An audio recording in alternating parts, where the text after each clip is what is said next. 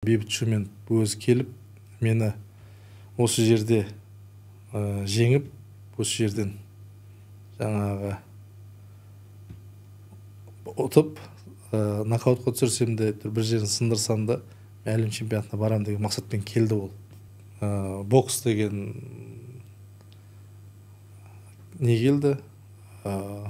Команда келді, бокс деп болды, сол жерден басталды. Бір 15-20 секунд өткеннен кейін бір ыңғайыма келді да, кәдім ұрған кездер ана жерде Бейбіт ұйықтады кәдімгідей. Айтқанда дұрысынан ұйықтағанда бір 2 минут жерде тұрмай жатты.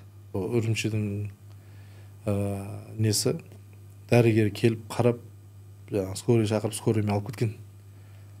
Сол күні кешке шығам, демаламыз ғой деген мақсатымыз болды.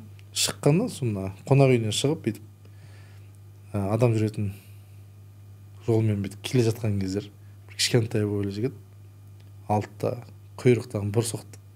Мен түсінбеймін, не болып қалды деймін. Қасымда Жеңіс деген досым бар, ол тұрды да, бәрі дұрыс па деді. Білмеймін, бір бала келді де құйрығымнан бір соқты. Кәдім соққан кезде, жамбастан кәдім сүйегіме дейін келіп, ауыр келіп тиді сүйегіме. Ойланып бүйтіп бір кездер, соққысы мықты екен деп, боксер болатын жігіт екен деп қоямын өзімше. Мен ұрды деп ойлап отырмын. Жамбасында уқалап тұрсам бір кезде бір минуттан кейін қолыма жылу келеді ғой. Ой дедім, Жеңіс пышақтады мен дедім.